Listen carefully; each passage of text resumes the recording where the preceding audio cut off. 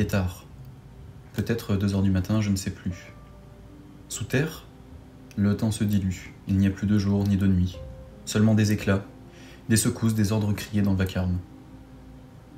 J'écris, à l'arrière du front, depuis un abri creusé à même la glaise. Nous sommes une douzaine, serrés dans ce trou noir qui pue la sueur, la terre humide et le sang séché. Un rat dort sur le sac de mon collègue Gaspard, mais personne ne le chasse, on n'a plus la force. Dehors, ça continue de tomber, des obus toutes les minutes, parfois toutes les secondes. Depuis 2 mois, les Allemands martèlent Verdun, ils ne lâchent rien.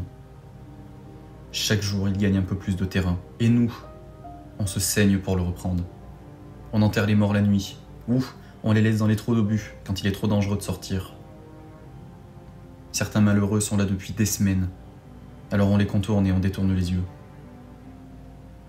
Je me demande même si nous sommes encore vivants, ou juste des corps qui bougent, par réflexe. J'ai l'impression d'être un animal, sale, muet, invisible. Je ne pense plus. J'attends. J'attends que ça cesse, ou que la mort arrive. Hier, un jeune de Paris, à peine 20 ans, il a reçu un éclat dans la gorge. Il est mort en me tenant le bras. Il s'appelait Étienne, et il m'a murmuré « Dis-leur que j'ai tenu ». Alors rassure-toi, jeune soldat. Je l'ai écrit. Étienne a tenu, et jusqu'au bout. Ici, la mort est une compagne fidèle. On la sent dans les silences, dans les regards vides, dans les lettres jamais envoyées. Elle est là quand on mange, quand on dort, quand on ferme les yeux une seconde de trop.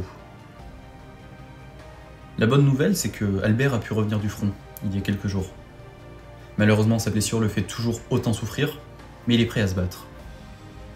Honnêtement, je ne sais pas ce qui est le mieux entre le front et l'hôpital militaire.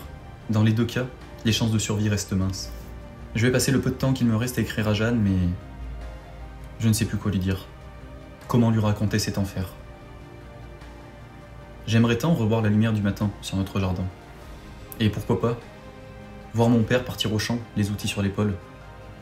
Mais ici, sur le front, les seuls chants que nous entendons sont ceux des obus, et la seule lumière provient des explosions.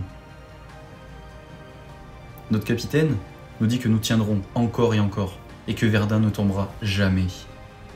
Peut-être, mais à quel prix?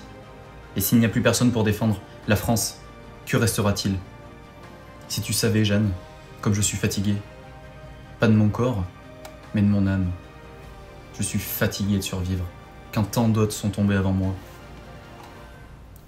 Demain, je dois repartir avec mon régiment sur la ligne du front. Alors on montera dans les tranchées avancées et peut-être que ce sera la dernière fois. Si ce carnet te revient un jour, tu sauras. Et tu sauras que j'ai écrit pour ne pas devenir fou. Et pour ne pas mourir tout à fait. Sache que je t'aime.